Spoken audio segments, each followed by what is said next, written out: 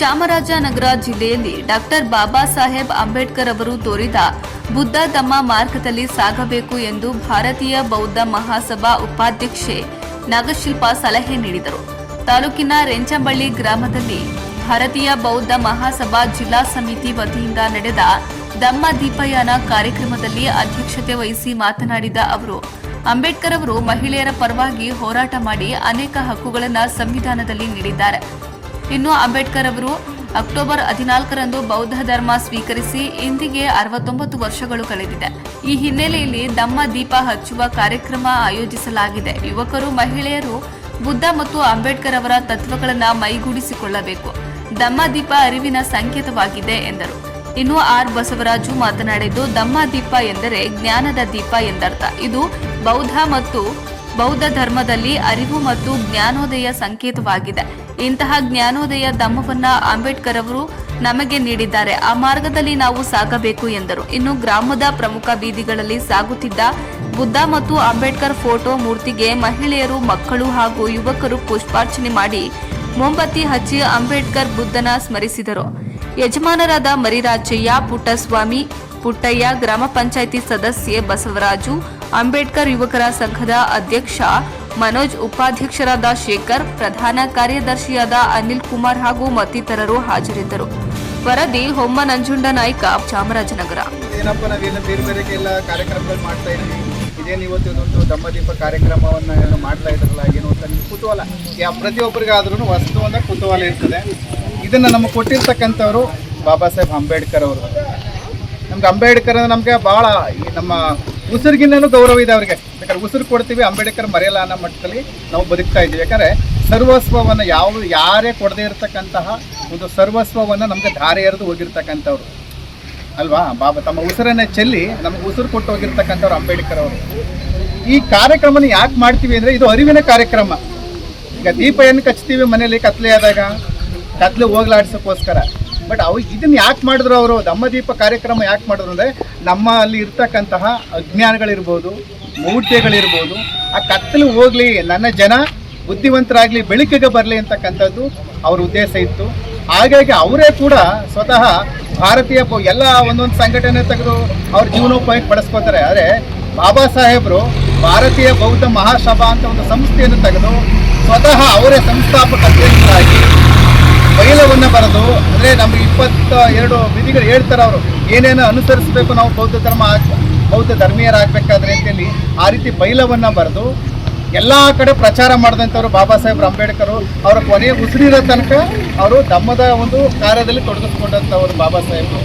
ನಾವು ಕೂಡ ಹಳ್ಳಿಲಿ ಅವರ ಫಲವನ್ನು, ಅವರ ಋಣವನ್ನು ತಿಂದು ನಾವು ಈ ಮಟ್ಟಕ್ಕೆಲ್ಲ ಚೆನ್ನಾಗಿದ್ದೀವಿ ಅಂತ ಇವತ್ತಿನ ದಿನ ನಮ್ಮನ್ನು ನಾವೇ ಪ್ರಶ್ನೆ ಮಾಡ್ಕೋಬೋದು. ಬಾಬಾ ಸಾಹೇಬ್ರು ಇಲ್ಲ ಅಂತಿದ್ರೆ, ಅದೊಂದು ಜೀವ ಇಲ್ಲ ಅಂತಿದ್ರೆ ನಮ್ಮೆಲ್ಲರ ಬದುಕು, ನಾನೊಬ್ಬನ ಬದುಕಲ್ಲ, ನಮಗೆಲ್ಲ ಜನರ ಬದುಕು, ಎಲ್ಲ ತಳ ಸಮುದಾಯಗಳ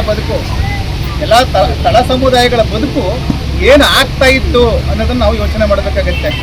ಯಾಕಂದರೆ ಯಾವುದೇ ಇಲ್ಲಿ ಯಾವ ದೇವ್ರ ವಿಚಾರ ಮಾತಾಡಲ್ಲ, ಆದರೆ ನಮಗೆ ಯಾವುದೇ ದೇವರುಗಳು ಕೊಡದೇ ಇರತಕ್ಕಂತಹ ಸವಲತ್ತನ್ನು, ಸೌಕರ್ಯವನ್ನು, ಸ್ವಾತಂತ್ರ್ಯವನ್ನು, ಸ್ವಾಭಿಮಾನವನ್ನು ನಮಗೆ ಕೊಟ್ಟಿರ್ತಕ್ಕಂಥವ್ರು ಬಾಬಾ ಸಾಹೇಬ್ ಅಂಬೇಡ್ಕರ್ ಅವರು. ಅವ್ರು ಹೇಳ್ತಾರೆ, ನನ್ನ ಜನ ಈ ಮಾರ್ಗದಲ್ಲಿ ಹೋದರೆ ನಿಮ್ಗೆ ಒಳ್ಳೇದಾಗುತ್ತೆ, ಒಂದು ಬದುಕು ಸಿಕ್ಕುತ್ತೆ ಅನ್ನೋದು ಅವ್ರ ಕಲ್ಪನೆ. ಹೋಗ್ತೀನಿ ಅಂತ ನೀವೆಲ್ಲರೂ ಕೂಡ ಕಣ್ಣು ಮುಚ್ಕೊಂಡು ಬರೋದಲ್ಲ, ವಿಮರ್ಶೆ ಮಾಡಿ. ಅದು ನಿಮಗೆ ಒಳಿತಾ ಇದ್ದರೆ ನೀವು ಸ್ವೀಕಾರ ಮಾಡಿ ಇದಮ್ಮ ಅಂತೇಳಿ. ಹಾಗೆ ನಾವು ಮೊದಲು ಅರ್ಥಕೋಬೇಕು ಇದರಿಂದ ಏನು ಉಪಯೋಗ ಅಂತ. ನಮ್ಮ ಜ್ಞಾನದ ಸಂಕೇತ ಬುದ್ಧ ಅಂದರೆ ಏನು ಹೇಳಿ, ಜ್ಞಾನದ ಸಂಕೇತ ಅಂತ ಮಕ್ಕಳಿಗೆ ಗೊತ್ತಿರ್ತದೆ. ಬುದ್ಧ ಅಂದರೆ ಏನಂತ ಹೇಳ್ಕೊಟ್ಟಿರೋ ಮಕ್ಕಳ ಒಂದು ಪಾಠದಲ್ಲಿ, ಬುದ್ಧ ಅಂದರೆ ಜ್ಞಾನದ ಸಂಕೇತ. ಹಾಗೆ ಬಾಬಾ ಸಾಹೇಬರು ನಮ್ಗೆ ಏನು ತೋರಿಸ್ಕೊಟ್ಟಿದ್ದಾರೆ ಅಂದರೆ ಜ್ಞಾನದ ಸಂಕೇತವನ್ನು ತೋರಿಸ್ಕೊಟ್ಟಿದ್ದಾರೆ ಬಂಧುಗಳು. ಹಾಗಾಗಿ ನಾವು ಮೌಢ್ಯವನ್ನು ತೊರೆಯೋಣ. ನೀವು ದೇವ್ರ ಪೂಜೆ ಮಾಡ್ತೀರಾ, ದಯ್ಯ ಪೂಜೆ ಮಾಡ್ತೀರಾ, ನನಗೆ ಅದು ಗೊತ್ತಿಲ್ಲ. ನಿಮ್ಮ ವಿವೇಕ, ನಿಮ್ಮ ವಿವೇಚನೆ ಬೆಳೆಸ್ಕೋಬೇಕು, ಬುದ್ಧಿನೇ ಬೆಳೆಸ್ಕೋಬೇಕು.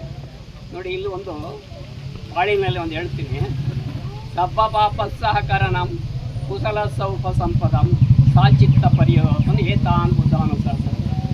ಸಬ್ಬ ಪಾಪಸ್ ಅಂದರೆ ಯಾರು ಕೆಡುಕನ್ನು ಮಾಡಬಾರ್ದು, ಯಾರಿಗೂ ಕೂಡ ಕೆಡುಕನ್ನು ಮಾಡಬಾರ್ದು, ಒಳಿತನ್ನು ಮಾಡಬೇಕು. ಮತ್ತು ನಮ್ಮ ಮನಸ್ಸನ್ನು ಪರಿಶುದ್ಧವಾಗಿ ಇಟ್ಕೋಬೇಕು ಅಂತ. ನಮ್ಮ ಮನಸ್ಸು ಪರಿಶುದ್ಧವಾಗಿದ್ದರೆ ಪಕ್ಕದವರೊಂದಿಗೆ ಜಗಳ ಆಡಲ್ಲ, ಪಕ್ಕದ ಮನೆ ಕಸ ಮಧ್ಯದಲ್ಲಿ ಗುಡ್ಡೆ ಹಾಕಲ್ಲ ನೀವು. ಹೌದು ತಾನೆ? ನಿಮ್ಮ ಮನೆಗೆ ಕಸ ಪಕ್ಕದಲ್ಲಿ ಇದ್ದಾರೆ ಅಂದರೆ ಇಲ್ಲಿ ಶಿಕ್ಷಣ ಕೊರತೆ ಹೆಚ್ಚಿದೆ ಅಂತ ನನ್ನ ಮನಸ್ಸಲ್ಲಿ ಅನ್ನಿಸ್ತಾ ಇದೆ. ಅಂದರೆ ತಂದೆ ತಾಯಿಗಳು ಕೂಡ ಅನಕ್ಷರಸ್ಥರಿದ್ದಾರೆ. ಅವರು ತಮ್ಮ ಮಕ್ಕಳನ್ನ ಮುಂದೆ ಭವಿಷ್ಯನ ರೂಪಿಸೋದಕ್ಕೆ ಅವರು ಯಾವ ರೀತಿಯ ಒಂದು ಶಿಸ್ತು ಅಂದರೆ ಒಂದು ಯೋಜನೆಯನ್ನು ಹಾಕೊಂಡಿಲ್ಲ.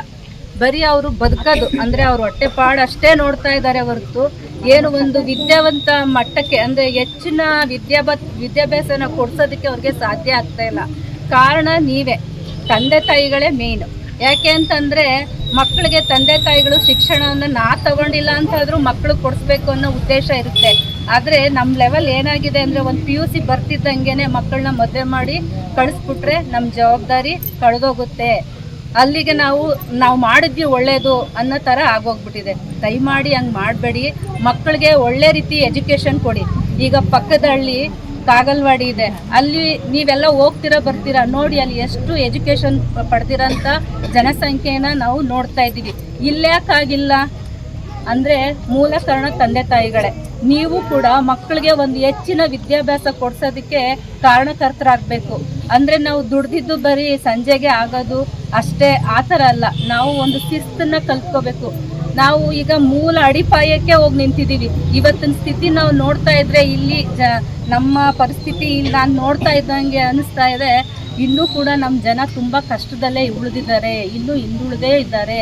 ಶಿಕ್ಷಣ ಬಂದಿದ್ರು ಇಷ್ಟು ಈಗ ನಮಗೆ ಸ್ವತಂತ್ರ ಬಂದು 75 ವರ್ಷಗಳಾಗಿದ್ರೂ ಕೂಡ ನಾವು ಇನ್ನೂ ಹಾಗೆ ಇದ್ದೀವಿ ಅಂತಂದರೆ ನಮ್ಗೆ ನಿಜವಾಗ್ಲೂ ಒಂಥರ ಮನಸ್ಸಿಗೆ ತುಂಬ ನೋವಾಗ್ತಾ ಇದೆ. ಯಾಕೆ ಅಂದರೆ ಮಕ್ಕಳಿಗೆ ಒಳ್ಳೆ ರೀತಿ ಶಿಕ್ಷಣ ಕೊಡ್ಸೋಕ್ಕೆ ನಿಮ್ಮ ಕೈಲೂ ಆಗ್ತಾ ಇಲ್ಲ. ಆ ಮಕ್ಕಳು ಕೂಡ ವ್ಯಸನಕ್ಕೆ ಏನು ಒಂದು SSLC ಮುಗಿತಿದ್ದಂಗೆ ಎಲ್ಲರೂ ಕೂಡ ಕುಡಿತಕ್ಕೆ ದಾಸರಾಗಿದ್ದಾರೆ. ಮತ್ತು ಹಲವಾರು ಕೆಟ್ಟ ದಾರಿಗಳನ್ನ ಅವರವರೇ ಇಟ್ಕೊಂಡು ಹೋಗ್ತಾ ಇದ್ದಾರೆ. ಇದೆಲ್ಲ ಆಗಬಾರ್ದು ಅಂದರೆ ಮೊದಲು ತಂದೆ ತಾಯಿನೇ ಒಂದು ಶಿಸ್ತನ್ನ ಕಲಿಸ್ಕೊಡ್ಬೇಕು ಅಂತ ನಾನು ಈ ಸಂದರ್ಭದಲ್ಲಿ ಹೇಳಕ್ಕೆ ಇಷ್ಟಪಡ್ತೀನಿ. ಯಾಕೆ ಅಂದರೆ ಇವತ್ತಿನ ಮಕ್ಕಳು ಇಲ್ಲೆಲ್ಲ ಇದ್ದಾರೆ. ಈ ಮಕ್ಕಳಿಗೆ ಇಲ್ಲಿಂದ ಮುಂದಕ್ಕೆ ಹೋಗ್ತಾರೆ. ಅಂಥ ಮಕ್ಕಳನ್ನ ನೀವು ಯಾವ ರೀತಿ ಶಿಕ್ಷಣವನ್ನು ಕೊಡಬೇಕು ಅನ್ನೋದನ್ನ ನಿಮಗೆ ಗೊತ್ತಿಲ್ಲ ಅಂದ್ರೂ ಮುಂದೆ ಓದಿದಾರಲ್ಲ ಓದಿರೋರು ಇದ್ದಾರೆ. ನನ್ನ ಕಣ್ಮುಂದೆನೇ ನಮ್ಮ ಮಾವನ ಮಗಳು MA ಡಿಗ್ರಿ ತೊಗೊಂಡಿದ್ದಾಳೆ, MA ಕನ್ನಡ, ಅವಳು ಮಾಸ್ಟರ್ ಡಿಗ್ರಿ ಆಗಿದ್ದಾಳೆ. ಅವಳು ನಮ್ಮ ಮಾನಸನ್ ತಂಗಿ ಅನುಷಾ ಕೂಡ ಇದ್ದಾಳೆ, ಅವಳು ಮೈಸೂರಲ್ಲಿ ಓದ್ತಾ ಇದ್ದಾಳೆ. ಇಂಥವ್ರನ್ನ ಕೇಳ್ಕೊಳ್ಳಿ.